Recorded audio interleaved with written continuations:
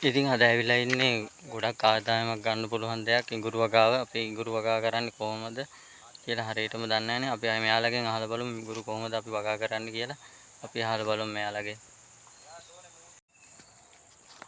හරි කොහොමද දැන් ඉඟුරු ඉස්සල්ලාම හදා ගන්න කලින් කොහොමද අපි පොළොව හදා ගන්න ඕනේ?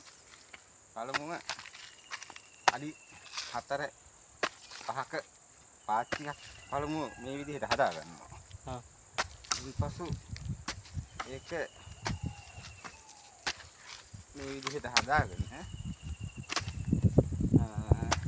දවස් අපි ඊපසු දානවා මොනවද ඩොනමයිට්. ඩොනමයිට් ටිකක්. අයියේ ඩොලමයිට් දාන්නේ? ඩොනමයිට් දාන්නේ මේ පස්සේ ඉන්නවා පොඩි සත්තු. එයාගෙන් ආරක්ෂා කරගෙන ඉන්න.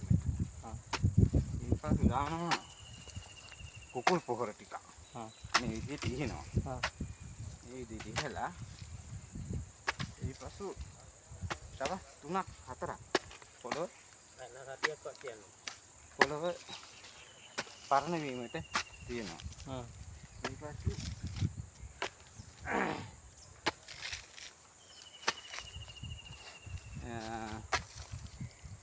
මේ විදිහට වීදි ගහගෙන එතකොට ඩොලමයිට් කුකුල් පොහොර දාලා දවස් 3ක් 4ක් තියන්න ඕනේ. දවස් 3ක් 4ක් තියන්න ඕනේ. ඒ තියන්නේ මොකද මේ පොළොවට පසට පොහොර ටික උරා ගැනීමට.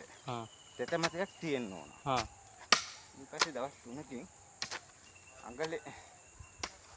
අඟලේ වගේ පොහොර මොනවද මේ ඉඟුරු කපාගෙන මේ විදිහට වීදි වගේ කපා ගන්නවා. ඒ කරන අඟලෙන් අඟලට අර අපි අඟලේ කපාගත්තු කොට කෑලි දෙපිටි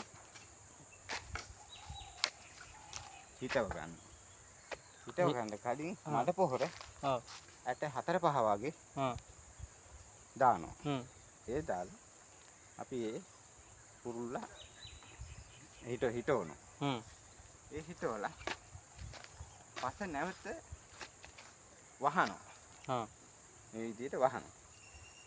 ඒ වහලා අපි දානවා පිදුරු ටිකක්. පිදුරු දාන්නේ එතකොට අලයට සීතල අල්ලන්නද? සීතල දාන්නේ.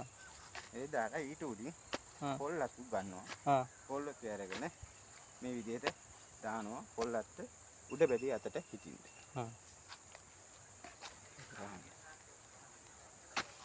එතකොට ඊට පස්සේ අපි හැමදාම වතුර දාන්න ඕනේ. තෙතමෙතේ තියෙනවා හැමදාම වතුර ගැසීමක් සිදු වෙන්නේ නැහැ. මේ පොළවේ සීතල ගතිය තියෙනවා. තනිකර ඉඩෝරයක් වගේ අතු આવොත් අපි වතුර පාරක් ඉහලා දානවා.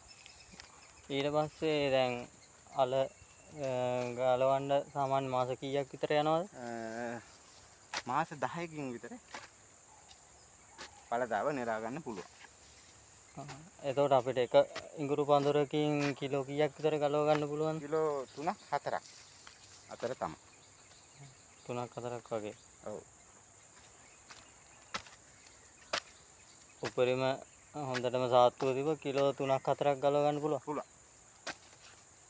වගකීමෙන් කියනවා ගලව ගන්න පුළුවන් කියලා. එතකොට ඉඟුරු ওই විදිහටමයි කහත් හිටවන්නේ. කහත් මේ විදිහටම තමයි.